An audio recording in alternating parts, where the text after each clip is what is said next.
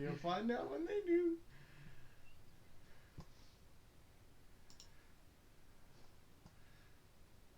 What's up, everybody? Wow, 30 seconds of nothing. Okay, welcome, everybody. In tonight's episode, the part of Thor will be played by me. I'm kidding. He had this laying over here. Welcome to Superhero Chat. I'm Jonathan. This is Lewis, and yeah. So you saw our the title today. I'm going to give you the full list of how the sequels in Star Wars should have gone.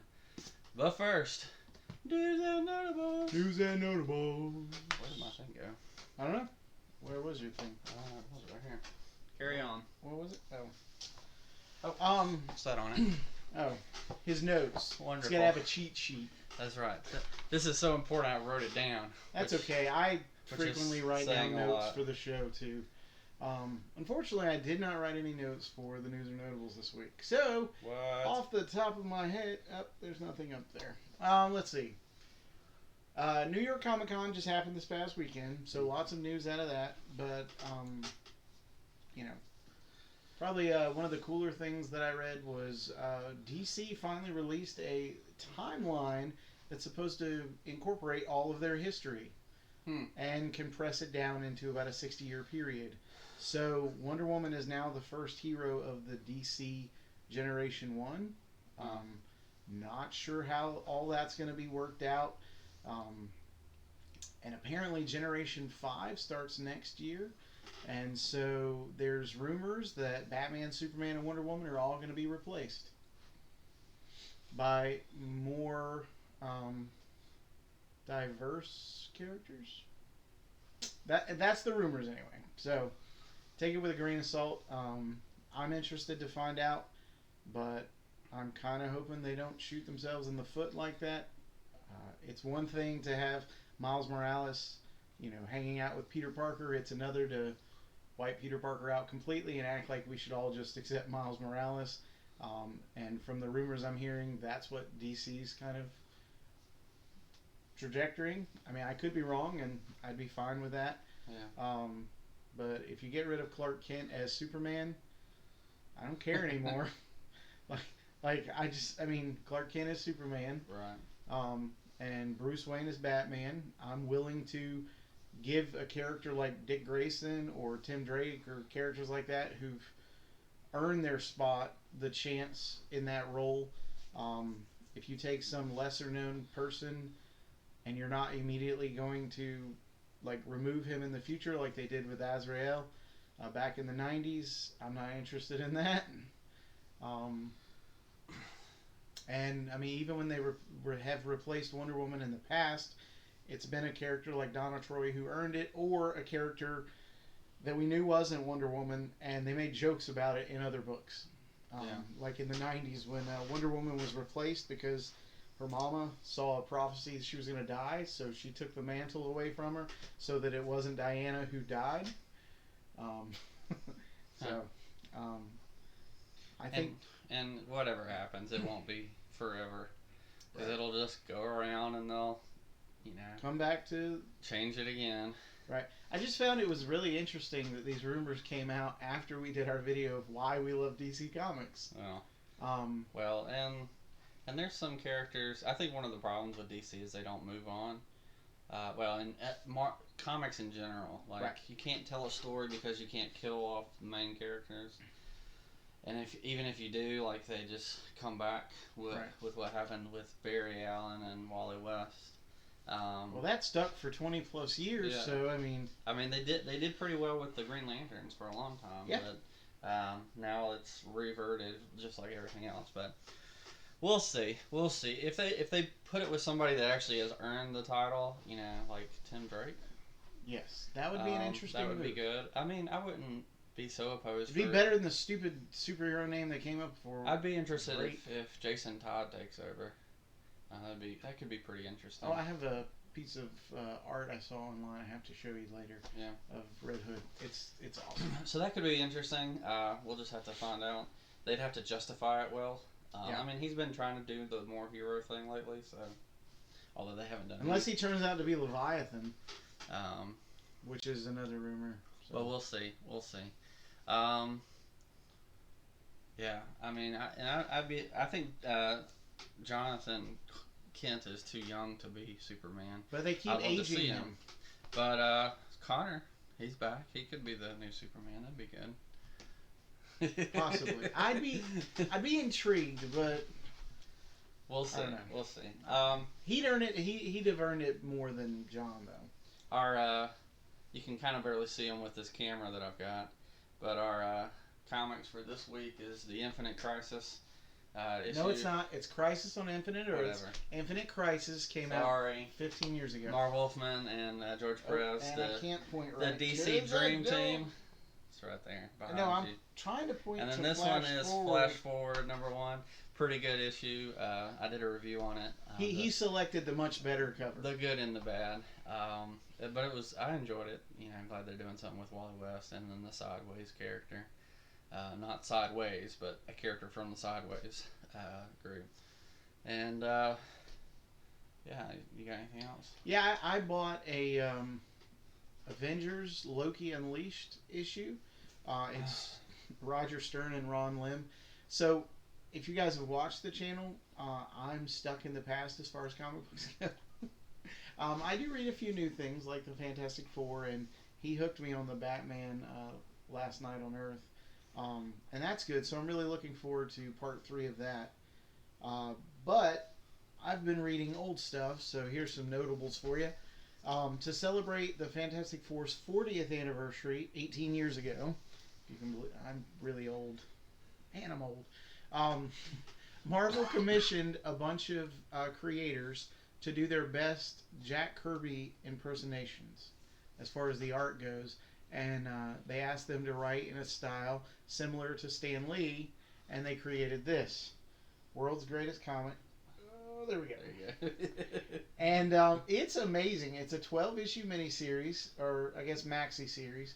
And it literally it takes these guys and interacts with all the Marvel Comics mainstays that were in publication at the time. It is a breath of fresh air. The artwork is great. Bruce Timm, who did the Batman cartoon and the Justice League cartoon and stuff, he's one of the artists on it, and that's kind of what made me want to check it out. I found these in the dollar bin at Brandon's shop, and definitely worth the investment. I also bought some older Fantastic Four stuff that cost more than $1, but that was worth it too. We went and visited Brandon Wednesday, and it was a hoot and a holler. I have no idea what that means. It was fun. It was But fun. me and Brandon teamed up, and we're picking on Lewis the whole time. It was pretty great. Yeah, they peer pressured me into buying comics. Peer pressure. Comics on April, the we did spot. not do that. April, don't watch this video. We tried to talk him down. So, spoiler alert, my wife, don't watch this video. Anyways, couple more things. If you are new to the channel, or if you haven't yet seen it, I did a Joker movie review. I really enjoyed it. It was a good movie. I have a few critiques about it, but I did really enjoy the movie. So you can go watch that. I don't know if you have anything to say about the Joker movie, but I think I'm going to stay away. okay. I find that my favorite version of the Joker leaves more to the imagination than I feel that the movie is going to have to show to grip today's audience. Well, I thought I'd be interested if they did a sequel where the entire movie was basically a second origin story where everything was completely different. That would be great. That would be awesome. I think he and I both agree that the Killing Joke Joker origin story works best, where he says, when I think about it, I prefer multiple choice. Yeah. Where it's not as cut and dry. And I mentioned that in the video, the review. Yeah. I think that they did that well in The Dark Knight. Yeah. Where he just comes up with a different origin for how he got his scars. But because the character is so far gone that you really ought not to believe him. Yeah, he probably doesn't even know at that point. But, As far as comics go, I like the. He was a low-level Hood who assumed the mantle of the Red Hood, fought Batman, fell into a vat of chemicals, came out looking like the Joker. What happened before that ultimately is irrelevant because the the thing that I read over the weekend in regard to the movie, like the writer of the movie wanted to demonstrate how someone can go that evil, and from what I've read, it was very traumatic, the things that happened to the character. But I think he and I are in agreement that, like the Killing Joke suggests, anybody can go down that route. Yeah. You don't have to be traumatized to suddenly turn a corner and think, Yeah. to heck with it, I'm gonna go all out with this. Well, I think that it one of the things I liked, it kind of felt like the old Joker saying to Batman that he's one day away from, or one bad day away from being him. Right. And which isn't true, I don't think. But it could but be. But it kind of feels that way in the movie. So he just has a really, really bad day. But anyways, go check that video out. We're not going to spoil that whole video here. Check this out. Look at that artwork. It's just beautiful. Bruce Timm did the inking on that. Eric Larson, I believe, is the artist on that. And shout out to Brandon over at Play for Life Comics, Wake Forest. Go check has him out. great deals, has great comics, has what you're looking for. And then lastly, you might notice someone's missing from behind us. No Yoda and no Groot. We just finished shooting a Yoda video, so there's Yoda videos coming. So look forward to that. But I think that's it. Let's jump right into it. So he's gonna do most of the talking and the heavy lifting. I'm gonna be the pretty face. So you might want to cut out now. I don't know. I'm kidding. He hasn't heard. Thank you. I'm kidding. Please. Took me a second to realize what you were saying.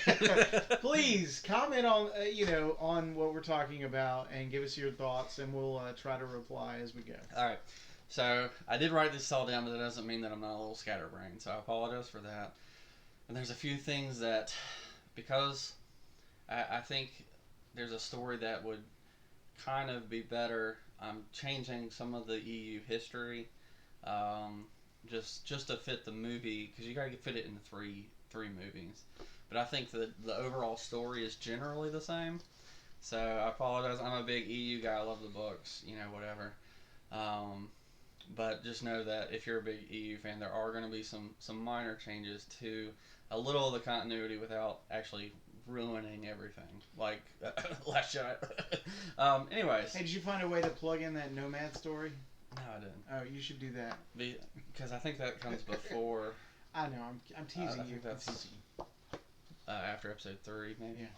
I don't remember when. It doesn't matter. I'm sure you could easily squeeze it in somewhere. So that's weird. Oh. Okay. Having technical difficulties. That's weird. Are we? Well, my phone is. Oh, I think it's just your phone. Yeah, maybe. It says the live stream health is green, so I'm thinking that's a positive thing. Okay. Sorry about that. Anyways, also, I'm going to try to show some pictures. This is the first time doing that, so I don't know how that's going to go. So, there you go. Alright, so this takes place. Our nemesis, technical difficulties, is always lurking right around the corner. So this takes place mostly on Yavin 4, for obvious reasons. But if you're not familiar with the episode 6 timeline, EU edition, Luke Skywalker sets up a Jedi base where he starts training young people, some of which are his own family. And he does that on Yavin 4, which is where episode 4 took place. At the end, where they're trying to destroy the moon of Yavin. That's Yavin 4. That's where the rebel base is. There's some ancient temples there, and I'm trying to remember. It's like Masai or something. They're an ancient civilization that created them, and it's full of dark side power. And I think actually Exar Kun, his spirit is still haunting those ruins, and that's something that they face in the books. Pretty interesting story. So check that out. But a lot of stuff takes place on Yavin 4. That's where they kind of start off. And so my series would start around 35 ABY, which is after the Battle of Yavin. So um, all of Star Wars canon is judged ABY. So judging from the last battle in Episode 4. So just so you aware, there's BBY before Battle of Yavin, ABY after the Battle of Yavin. So that's the timeline there. So 35 to 40 years after the Battle of Yavin is when this would start. And then it would span to about 41 ABY. So And where is that established that that's the marking point? you can, well, I'm establishing that for the movies. Oh, okay. I thought maybe there was something in the literature that I was. There is. Oh, okay. And you can see on Wikipedia if you go to the Legends area, also known as the real canon. You can go and you can find all where when people died and stuff. And so I would change it a little bit just to fit the movie platform. And there's one thing that would probably be the most difficult for me, and it's one of the only things that I haven't really figured out exactly how I would portray, and that's Anakin Solo. One of my favorite characters in the EU. I think he's a really interesting character. I have a bunch of the books like right behind me, where it's a young Anakin Solo. It's I was just gonna grab one. right. That's Harry Potter. It's right there. The Young Jedi series. So Anakin Skywalker, Anakin Solo. Let me show a picture. He.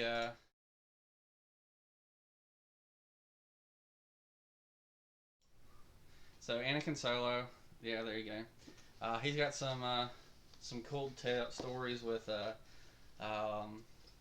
Tahiri, and that's his best friend. She is.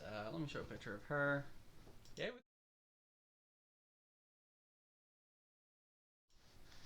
So she is a little backstory. So Anakin Solo was the third child of Han and Leia. Anakin Solo. Tahiri Vale, I don't know how to say her last name. She is orphaned on Tatooine, raised by a Tusken Raider lord, and then brought to Yavin 4 after after a Jedi found her Force sensitive. So she's brought to Yavin 4 to train, and her and Anakin become best friends, and she feels for him more than a friend later on. Dun, dun, dun. So the big problem with Anakin is that I don't know when I will kill him, because he does die. And one of the things that I would change, and do change for the movie, is just for the timeline's sake, is that Chewbacca doesn't die saving Anakin Solo. And so that would be the only thing I'd change.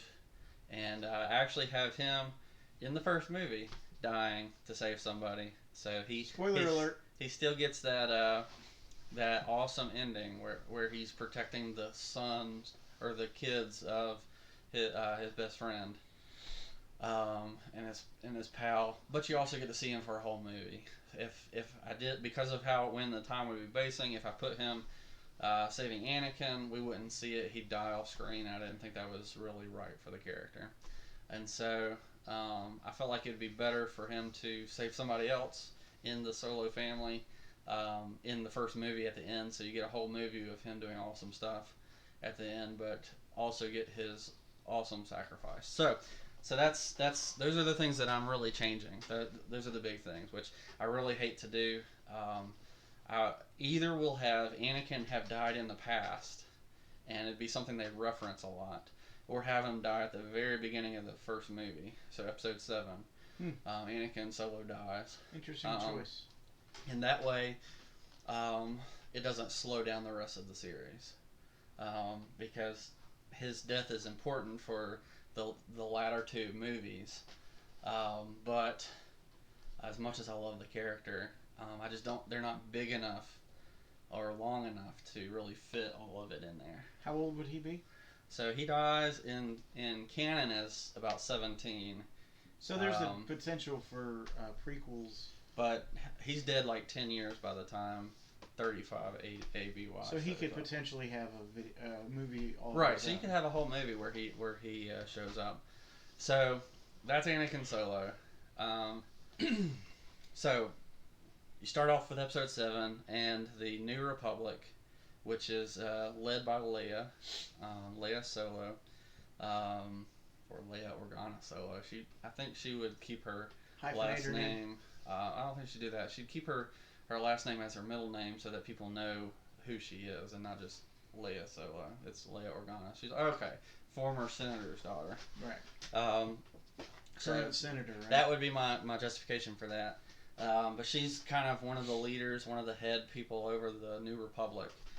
And I've got Han and Chewie, Lando, and Wedge Antilles as generals over the New Republic. Now they don't do a lot until. I mean, and you could use like Admiral because I think Admiral's more. It's a trap. More fits with the stuff because formal.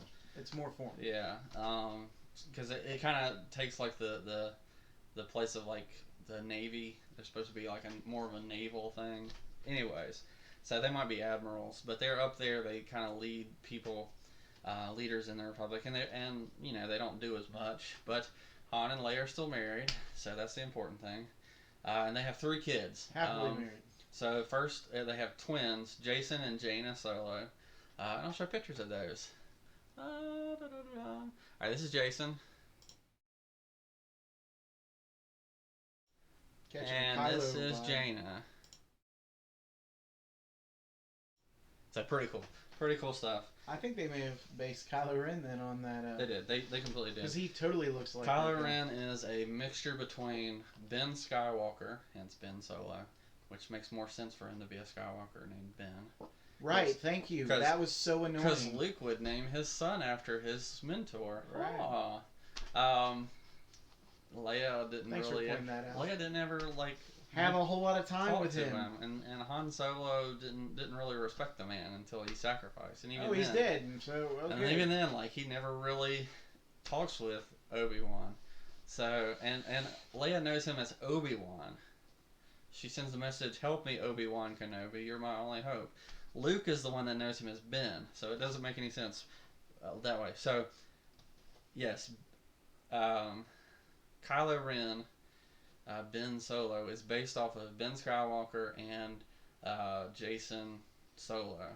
Spoiler alert, Jason Solo falls to the dark side. I mean, it's basically they took the character Jason Solo and made him and made him worse. Mopey.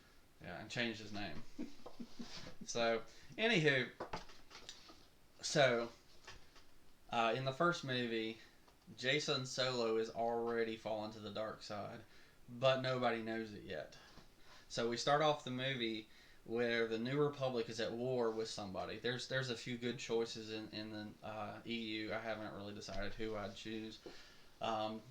If you have any thoughts, put it in the comments. That's right. Let us know. There's a race of people who attack around the time of 35, 40 ABY, and they're pretty interesting. I can't pronounce their names, so I'm not even going to try. But I'm just not sure that would translate well to the screen. So, I mean, the cheap way is you just have the Imperial remnants out there. And also, this is after the Thrawn series. So, Thrawn's already happened. Now so we can get a series of that as well? That's right. The Imperial forces are just, mostly scattered. There's not really a big threat. They join stuff. So, whatever they want to do, you make whoever the bad guy you want. There's some really good ones in the EU, but they're not as important to the overall story. And I don't have time to make every single detail for this video. So I'm just gonna hit the high points. But he's written it down of the general story. So Disney, if you decide his ideas are worthwhile, give him a contact. He's got it written down. And you want to reboot the series because it'd be better. Yeah. Well, they wouldn't want to, because I think the main reason they want to do their thing is so they wouldn't have to share the money with the people who wrote the good stories. Right. So they can just tell bad stories and still get paid. If they went with my way, they'd actually have to pay a whole bunch of people who wrote good stories instead of trying to sell their stupid stories. So, anyways, that's neither here nor there. So we start off on Yavin 4. Jason Solo is training Ben Skywalker, his younger cousin, and we see him throughout the movie trying to turn Tahiri and Ben to the dark side, very subtly. So they have a bad influence. We don't know that he's a Sith Lord yet. Nobody knows. He's the only one who knows, and there's little hints throughout the movie going on there. And so we'll see a little bit into we'll see that Luke Skywalker has this sense that there's something bigger going on behind the war. He starts to feel that there's a dark presence behind the war that's going on against the New Republic, and he's wondering if the Sith are returning. So, as in like a Sith Lord, there's fallen Jedi around, but a Sith Lord. He's starting to fear that there's a Sith Lord behind all the attacks on the New Republic, and they're in the middle of a war. So it'd kind of feel like the beginning of Episode 3, where you're in a big battle. That's probably how it started, with an awesome big battle at the beginning. So I'm watching. So Jason and Ben, just a little bit into the movie, Jason and Ben team up with some fallen Jedi to fight a big general or admiral in one of the battles. Forgive my ignorance. You say fallen Jedi. Yeah. They are fallen as in no longer acting like Jedi? Meaning they're dark Jedi. Okay, thank you. Yeah. I'm not familiar with all the lingo. Fallen Jedi, dark Jedi, those are people who have left the light side to the dark side. Okay, fair enough. Thank you. They're former Jedi who are just nomads who do their own thing. Okay. And actually, Tahiri, after the very end of all this, even in the canon, she just kind of shuns everybody. Interesting. And she kind of becomes her own person, because I'm not going to spoil it until I tell you what I'm going to do. But sure. She ends up rejecting the Jedi later on and just being her own person after a while. I think she becomes a smuggler, which is pretty cool. So she's the new Han So they Solo. team up with some fallen Jedi, and Ben hears some more dogma from the fallen Jedi about the dark side. And actually, Ben's going to fall in love with one of the dark Jedi who later becomes a Jedi. Interesting. So that relationship, which Luke Skywalker disapproves of, eventually brings her back to the light side. And so he's a good influence on her in that. But that's beside the point. Nice redemption arc, though. So throughout the movie, with some of these battles going on, that I haven't planned every one, but there's going to be this big epic battle at the end where they feel like they have a lead on the Sith Lord. And so what's going to happen is, on one side you have Jaina Jason, Mara Jade, which I'm going to show you Mara Jade. This is for people who don't know. That's Mara Jade. She is Luke Skywalker's wife. She is Ben Skywalker's mom. And she used to be she was trained as a Sith Lord, a Sith assassin under Palpatine during Darth Vader's reign. Nice, getting a little historical connection. Yeah. So I'm not going to put that in the movie. I'm just telling you for the information up here. She was trained under Palpatine, but it could fit in the right. And then Luke, she tried when Palpatine dies. He kind of his last wish was for her to kill Luke Skywalker, and so she hunts Luke Skywalker down. Something happens. He ends up saving her from somebody trying to kill her, and they fall in love eventually. She comes to Yavin 4, gets trained as a Jedi, and then they eventually, after bickering a lot, that they find out that they actually truly love each other, get married. So have babies. So that story, have a baby. I don't know if I don't think that he has more than one kid. Whatever, they have babies. Anyways, they have a baby. So that's Mara Jade. So Jaina Solo, Jason Solo, Mara Jade, Ben Skywalker, and Tahiri Val. That's how I'm going to pronounce their name. Those 5 Jedi go out to try to stop the new Sith Lord, to figure out who it is, what's going on.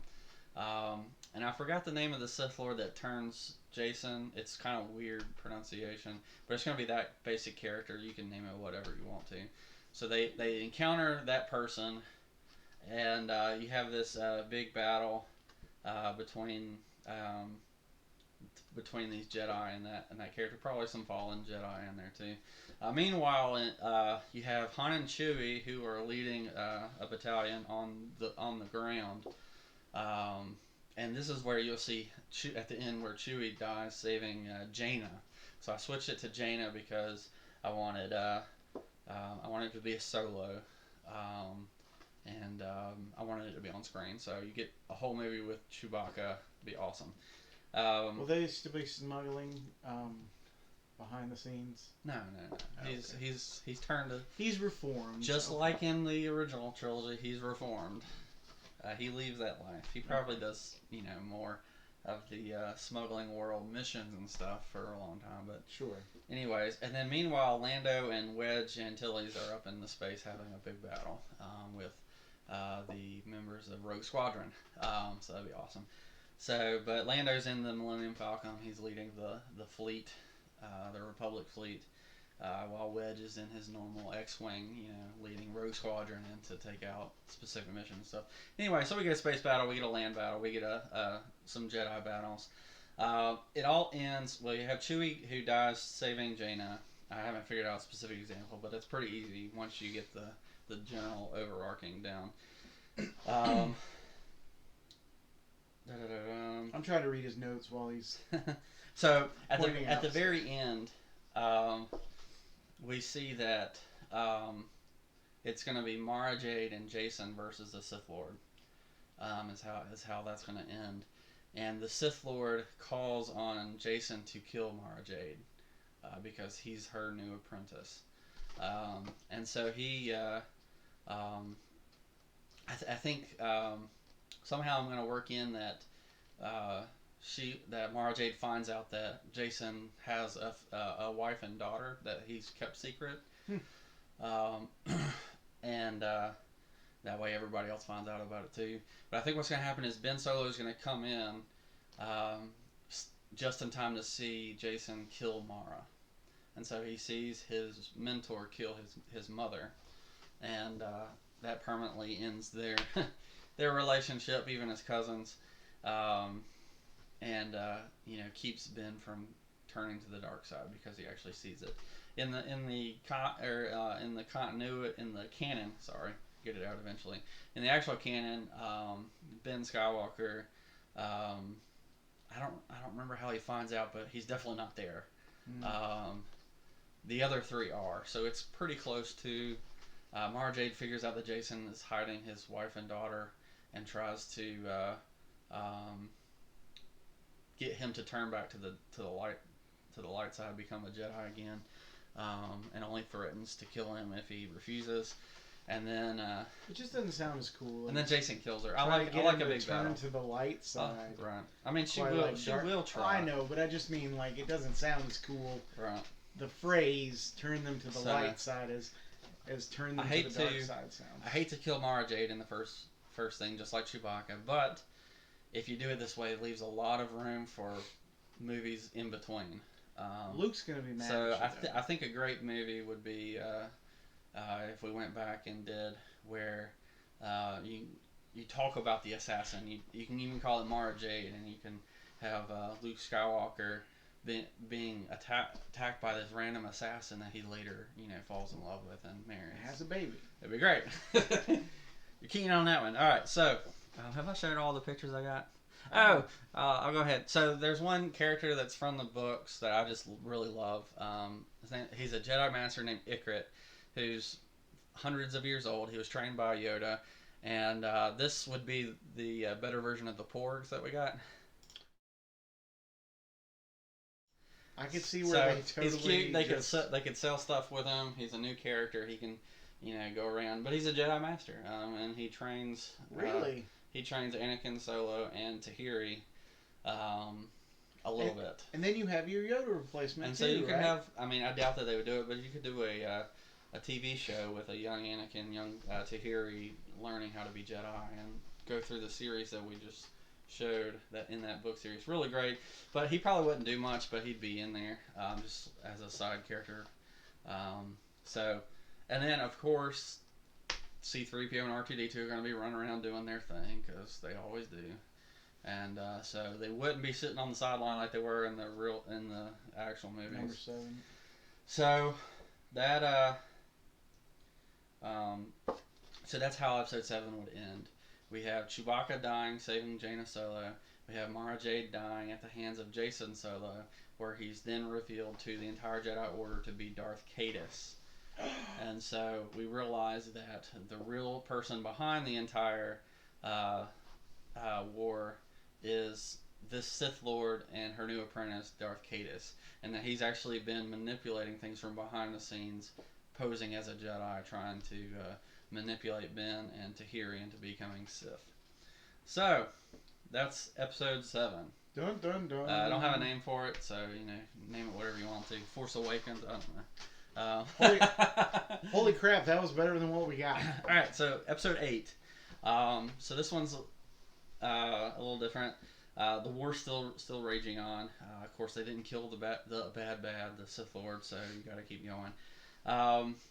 But this one, it starts off, Jacen Solo, or Darth Caedus now, is hunting his wife and child to kill them because he feels like he needs to kill all attachments to his former life. So it means that all the Solos are in danger, which means they have a Jedi protection in Coruscant. It means that he's after, of course, his wife and daughter. I didn't have pictures of them, but it's Alana Solo and Tanel Ka Jo. She is from Dathomir, which, if you watch the Clone Wars, is the planet with the witches and the weird things. So she's from that planet. I don't think she's one of the witches. She might be one of their descendants. I don't know. But that's where she's from. She was a Jedi too. He actually accidentally cut her arm off when they were young. Because her lightsaber malfunctioned, and he swung at her and it went through the lightsaber and cut her arm off. It's kind of like kids playing with guns. But then they later got married and had a baby. So she wasn't too mad secretly about it. Because they weren't supposed to. Anywho, did I show all these? I think I don't know. I'm just making sure. At the top, I think. Did I show Anakin? This is Anakin Solo. You didn't do Ben, did you? And I don't know if I did Ben, so here's Ben.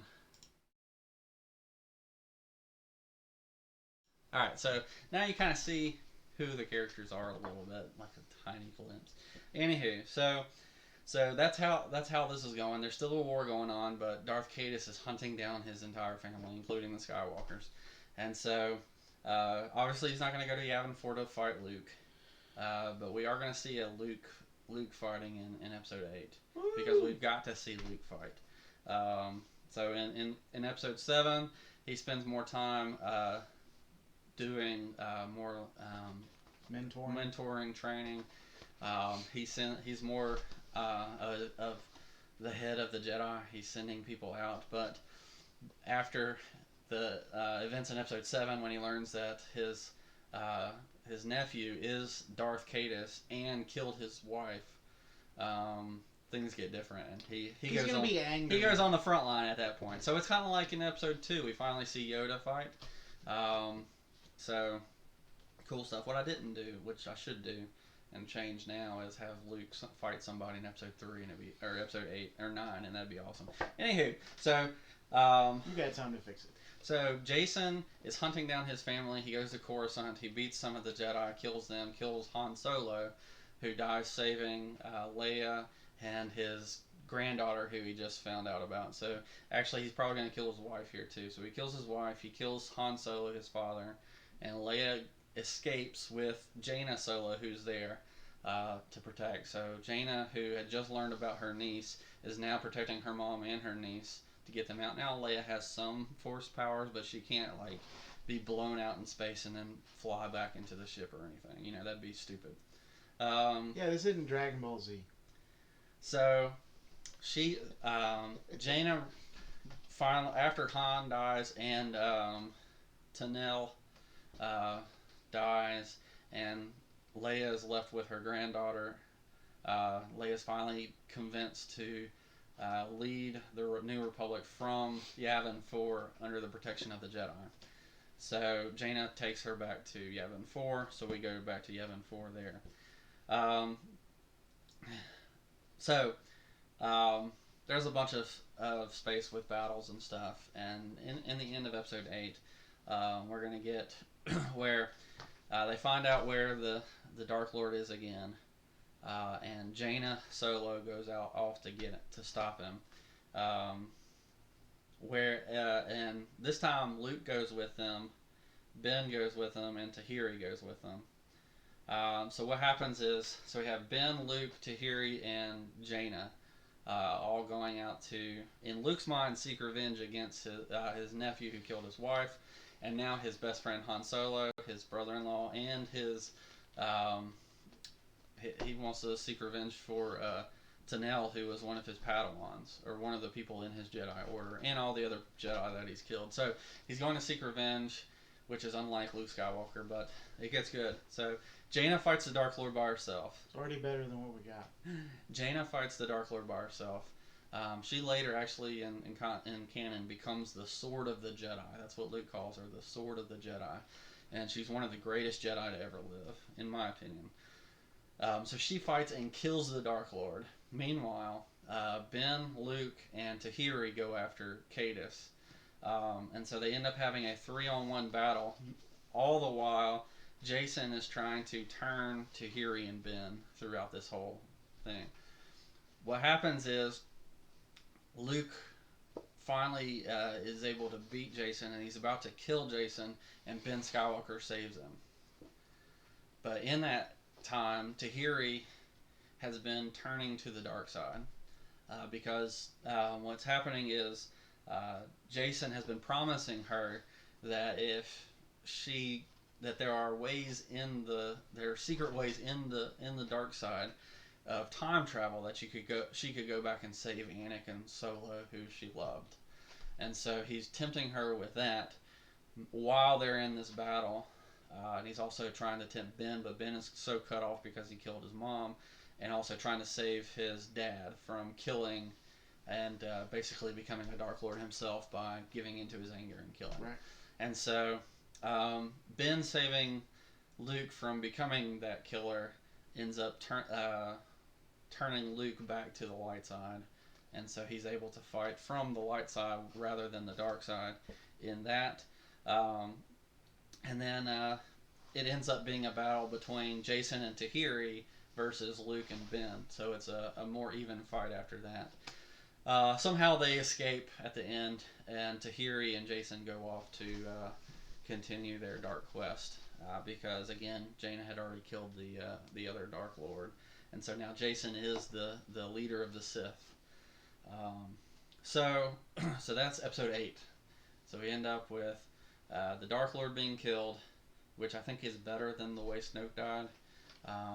Please don't even get me started on that. And then we see Tahiri fall to the dark side, whereas Ben saves Luke from falling to the dark side. So what ends up that's episode 8. Episode 9. Haven't figured out all the details with the war, but the war's still going on. They finally get to a big final strike. Basically, what happens is they go to fight Tahiri and Jason in the very end.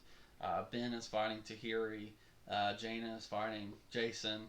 Ben is able to save Tahiri and bring her back to the light side, but of course she rejects the Jedi after she quits because she feels unworthy of being a Jedi after all the evil she's done.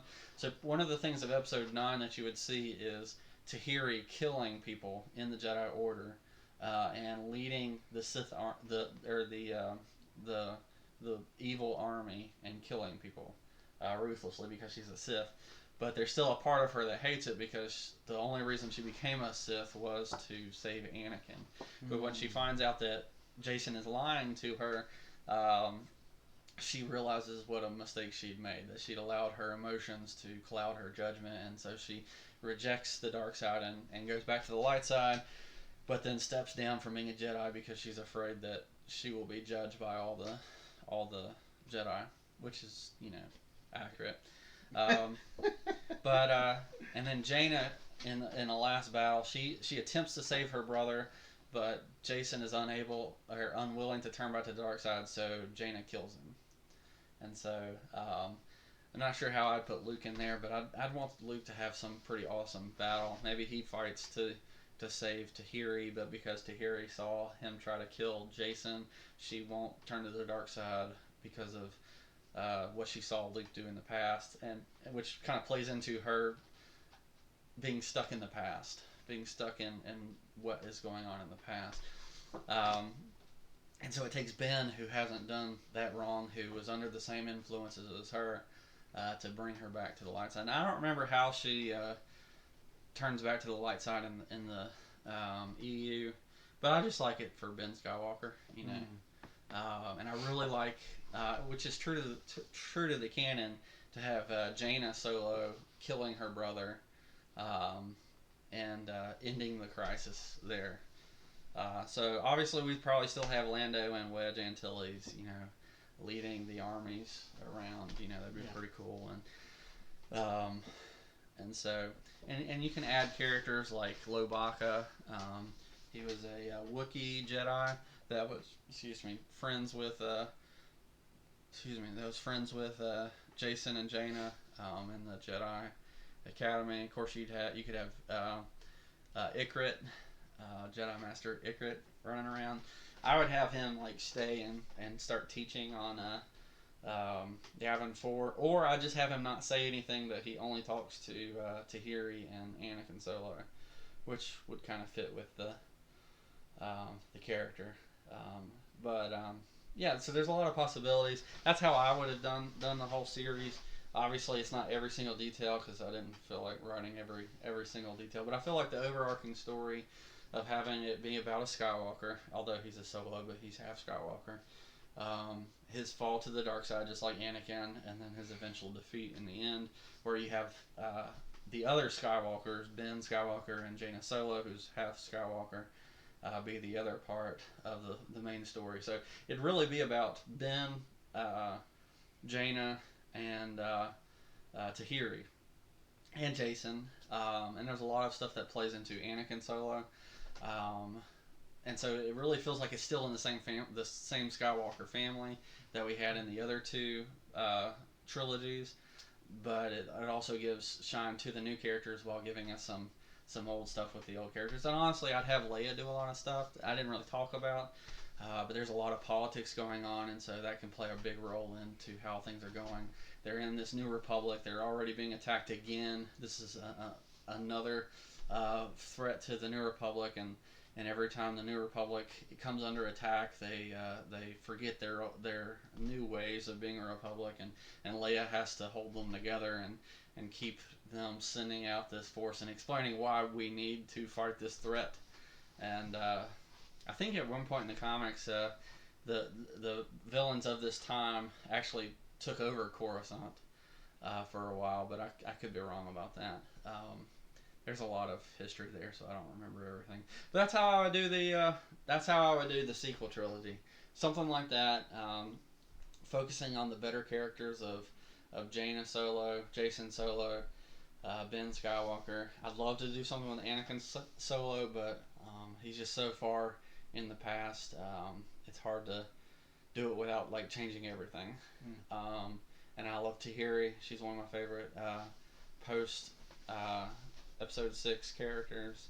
And I'd probably have some cameos for Kyle Katarn.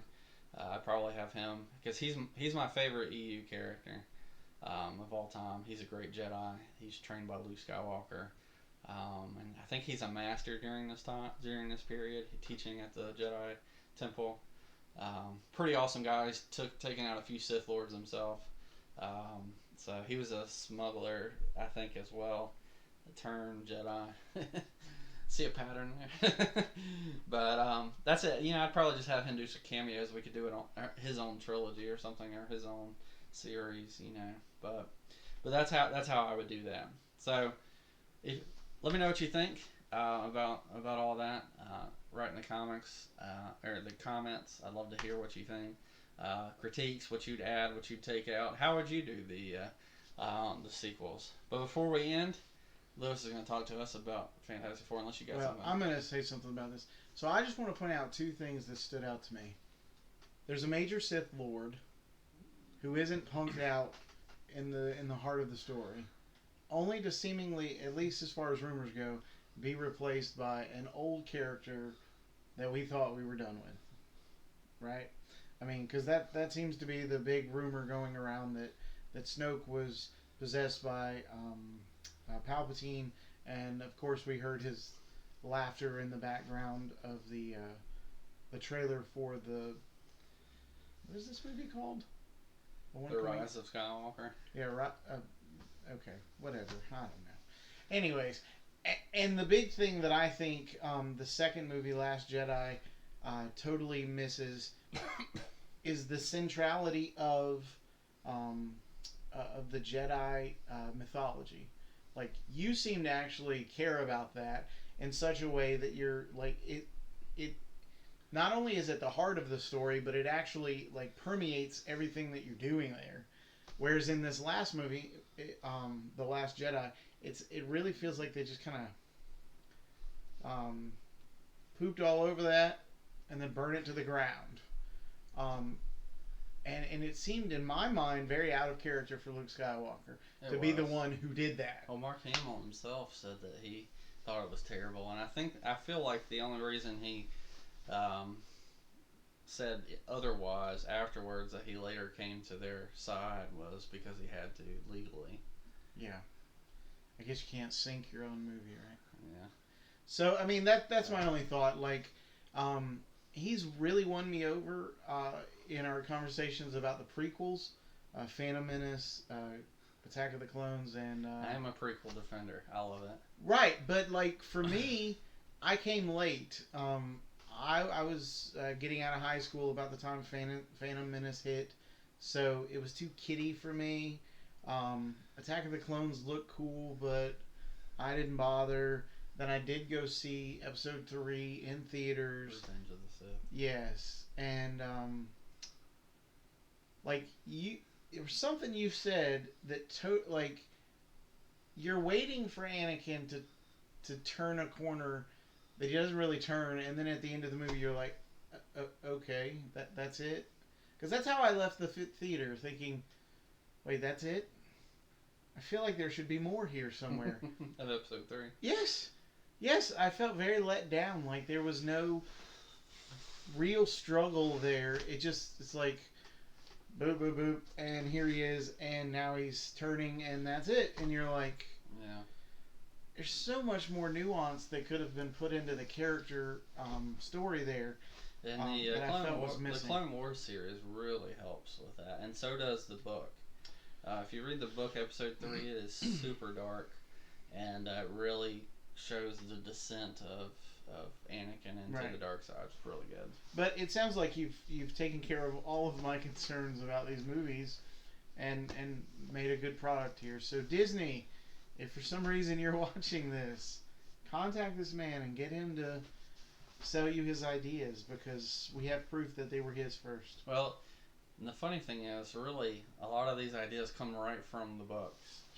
Or right from the comics. So really, like, you've already got this stuff? You've already got all this. I don't think this is how Lucas would have done his trilogy. So there's that.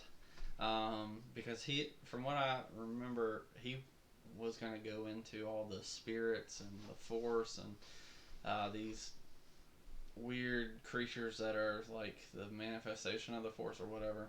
I don't think that we would have liked his movies. But we'll never know. I would have because I love Star Wars, and Lucas loves Star Wars. So even if I didn't like them in the same way, I'd still enjoy it. He'd appreciate it more than what we got. But what I didn't like about Episode 8 is it just totally undermined everything that ever happened in Star Wars. The only good part of that movie was Finn. We'd find a way to keep him. Finn was great in Episode 7. He was terrible in 8. He didn't. Oh, I'm sorry. See, I get the numbers confused, so you have to forgive me. You're fine. I just mean he's the only good part of this new series. So if we could keep him, we'd do that. Well, I liked Rey, but I would have just made her Jaina Solo. Well, that's what I'm saying. So we. There goes our microphone.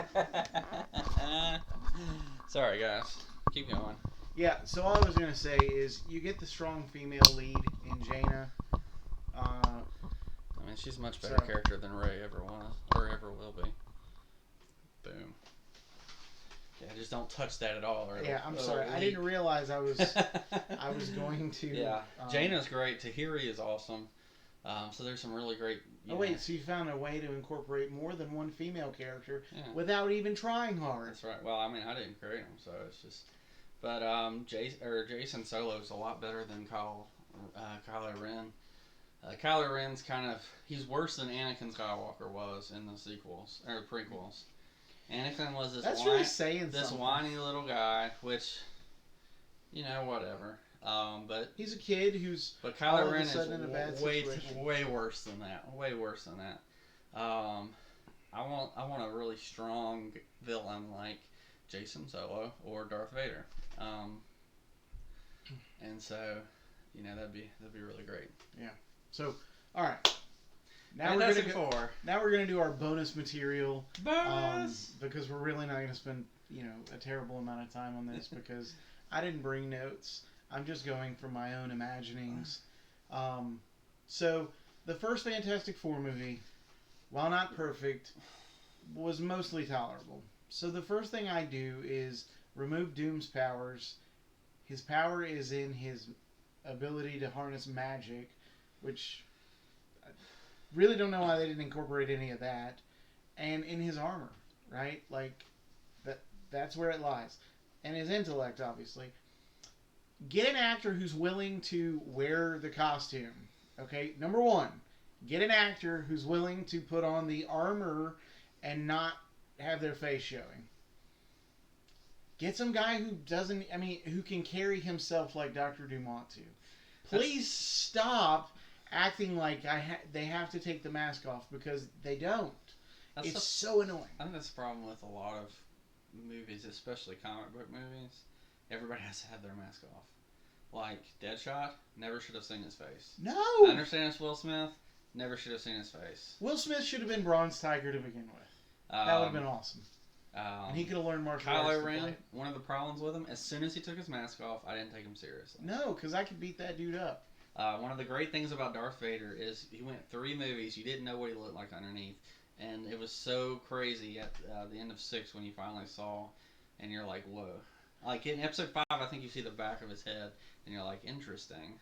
Oh, right, because there is a person under there. Yeah. And then episode 6, you're like, wow, like he's really gone downhill. Yeah.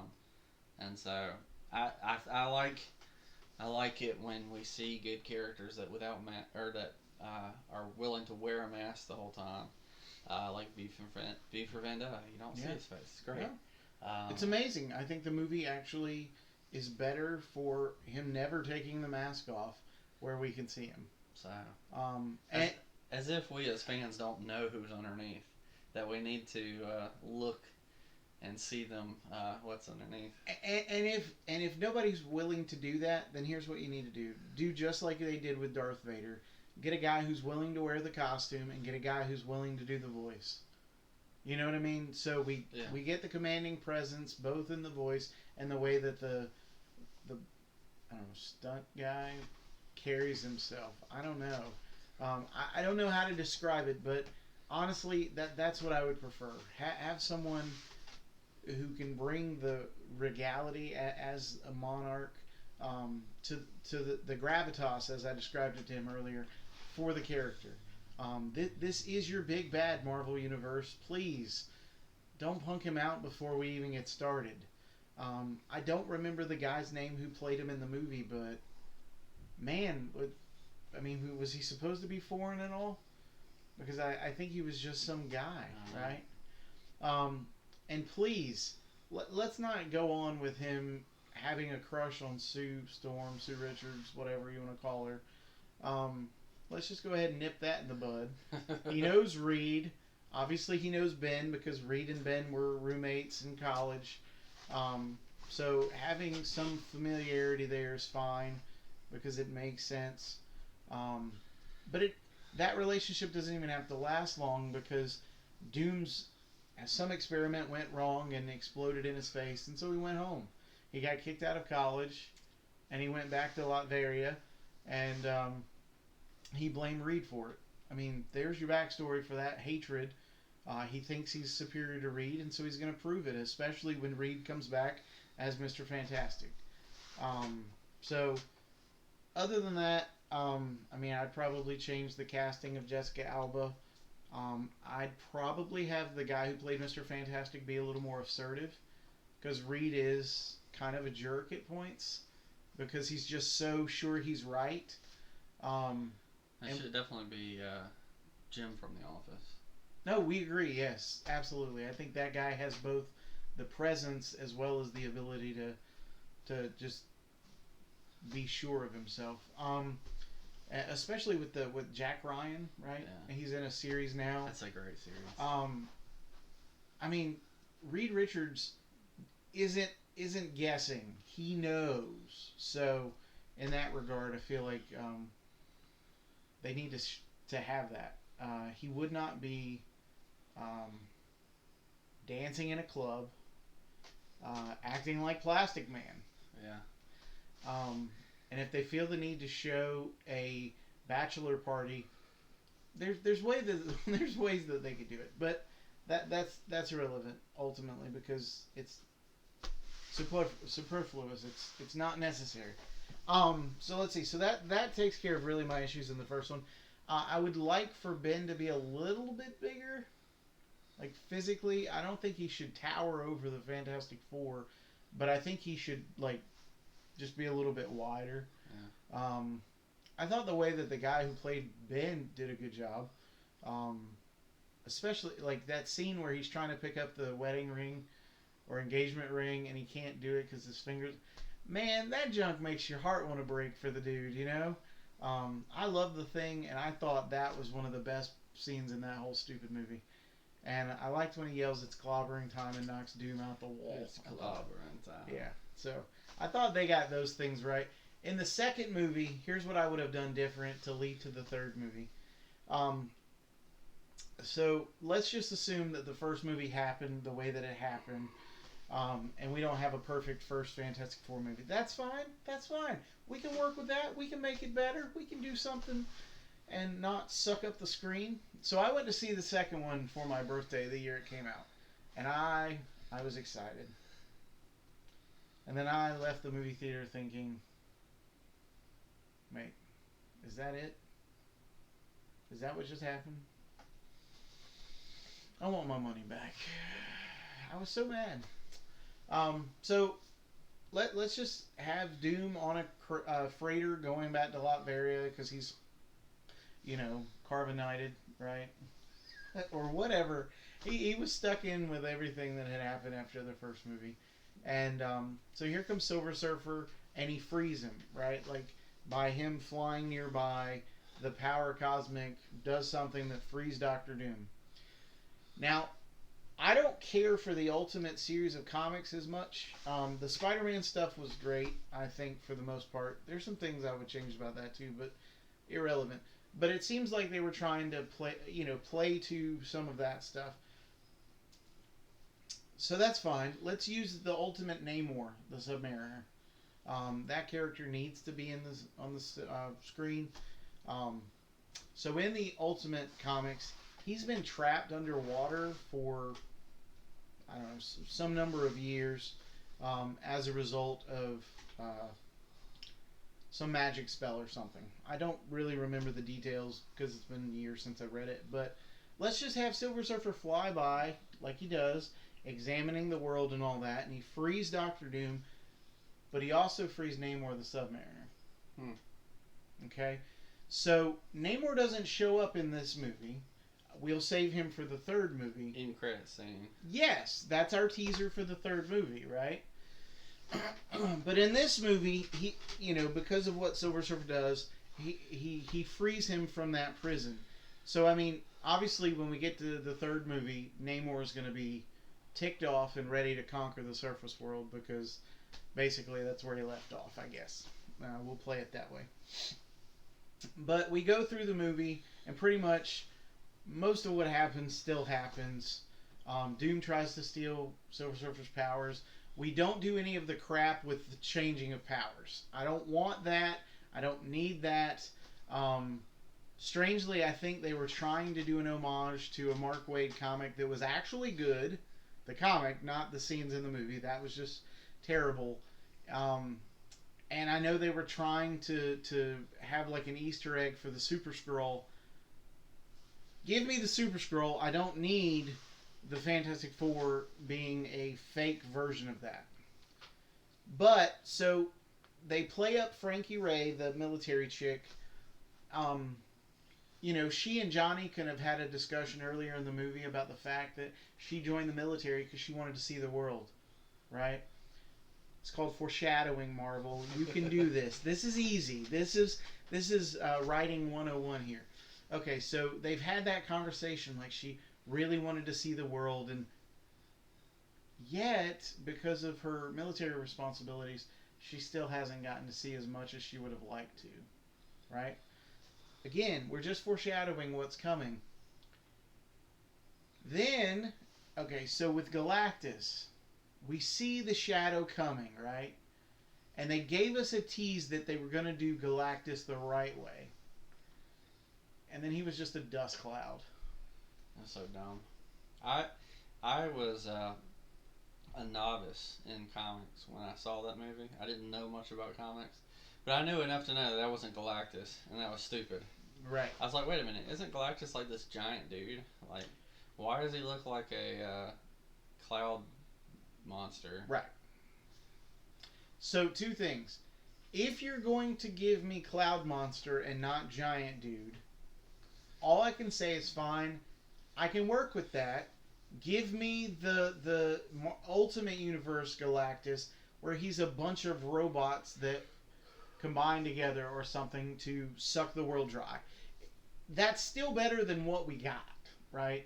Like if he's like this collective of little miniature robots or something. We can't have Silver Surfer beat him because his power comes from him, and why would he ever be more powerful than Galactus? That's stupid, Marvel. Please don't ever do that again, or let anybody who's writing a comic book or movie about it tell you that that's acceptable, because it's not. So at the end of the movie, instead of, like, I would prefer that we get big giant Galactus and you just do darker color scheme to make it not as cartoony or whatever, because I'm totally cool with the cartoony look. Like, I love me, some cartoony comic books. So I'm totally good with him looking like the comic books. Yeah. But if you want to do a darker color scheme to make it fit on the aesthetic of the screen, I'm okay with that. But ultimately, Galactus isn't going to eat Earth. Silver Surfer is going to rebel, just like he did in the comics. But here, instead of Galactus just tucking his head between his legs and rolling out, he still needs to eat, right? And so here comes Frankie Ray stepping up to take over the role of Harold from Silver Surfer. And now she's going to lead Galactus somewhere where he can get something to eat, but it's not Earth. And maybe we think she's going to do something good, altruistic, or whatever. But turns out she led him to the Skrull homeworld.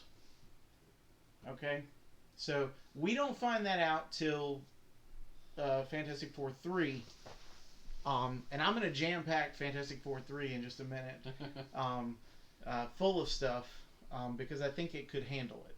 Like, I think the Fantastic Four is one of those movies where you can do, well, I mean, even if we end up doing two parts like Endgame and Infinity War, I'm okay with that too.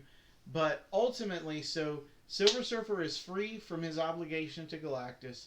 Galactus does not eat Earth. Galactus goes back into space. Frankie Ray is the Herald now. Torch is heartbroken because I think that's a good story to tell. Reed and Sue do get married, but it's on a downbeat now. Or you could just have them get married earlier in the movie and not continually interrupted. Yeah. Which I think makes sense. And so there's your second movie. Namor is now the end credit scene.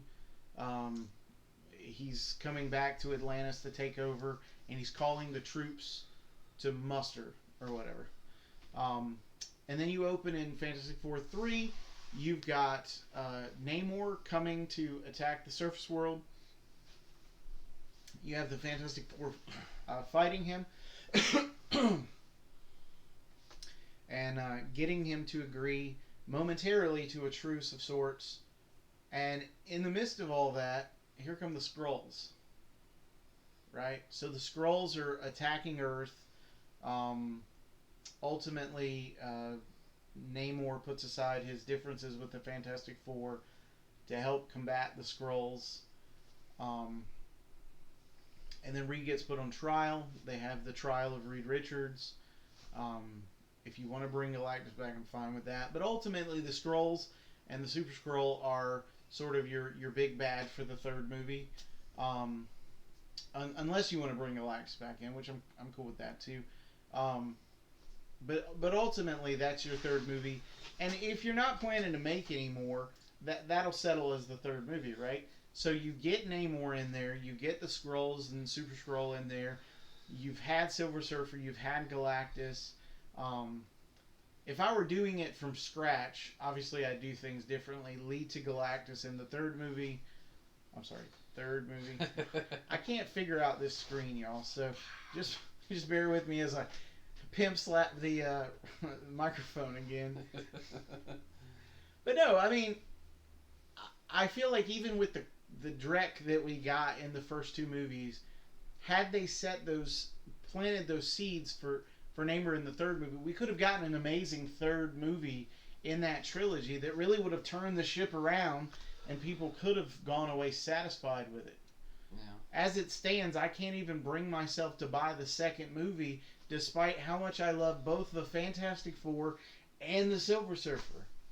And I thought the Silver Surfer was probably the best part of that movie.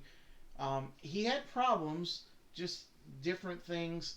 Like, his power's not inherently connected to his surfboard. Like, his power allows him to call his surfboard and it comes, but like, he doesn't get his power from the surfboard. So, anyways. Yeah. Not bitter.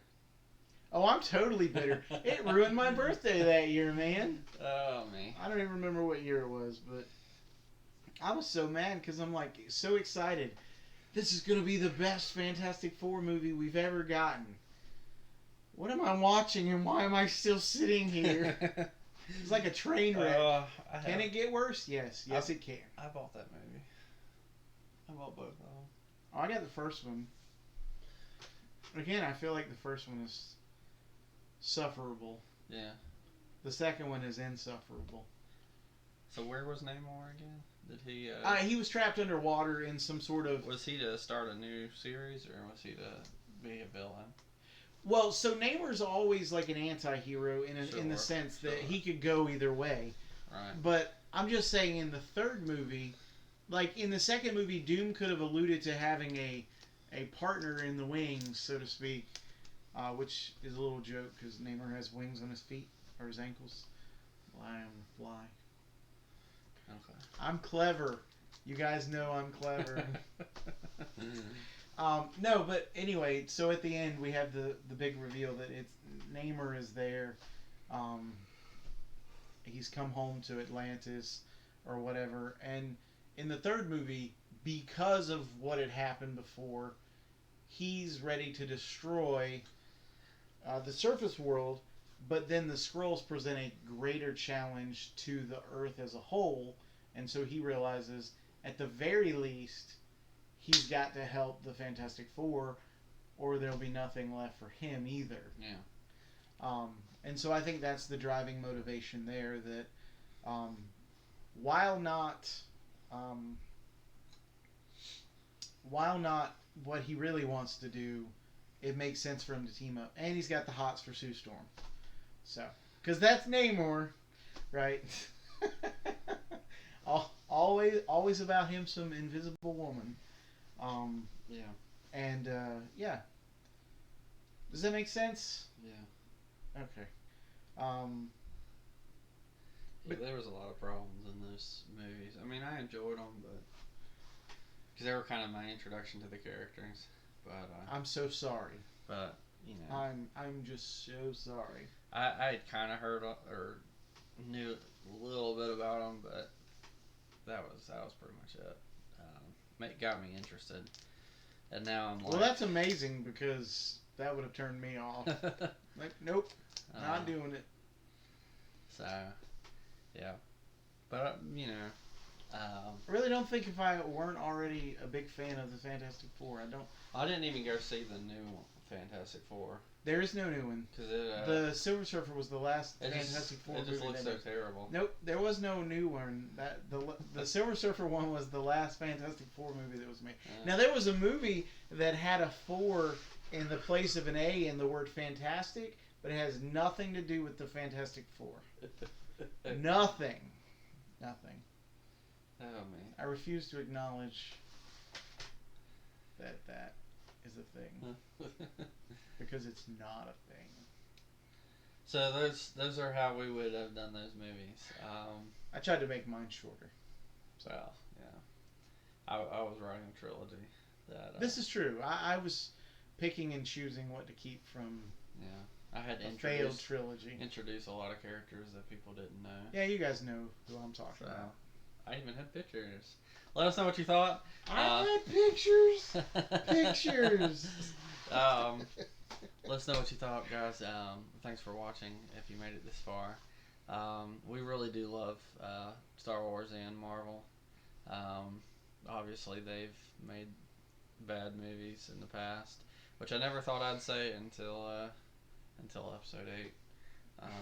But I mean, I could admit episode 2 wasn't great, but you know. Oh, for a second I thought you were talking about Empire Strikes Back. I'm like, the heck is wrong with you? That's one of the best sequels in the history of sequels. Episode 2. I know, but that used to be episode 2. He gets mixed up with there. Anyways, let us know what you thought in the comments. Is there things you would have added? How would you have done those movies? Is there things that you didn't like about what we said? Let us know. We'd love to have a dialogue with you. Yeah, if you're going to downvote the video, please tell us why in the comments. You don't like my face, just say that. I can't change it, but at least we'll know. But if you're new here, go ahead and subscribe. We'd love for you to join the family. We just love talking about sci-fi and everything, superhero, science fiction, all that stuff. And give us a like if you enjoyed it, and you didn't dislike, I guess, but we will. We've just had random people disliking stuff, and we want to know why. Well, you want to know. I want to know. I don't really care. All right. Thanks for watching. We'll catch you next time. Peace.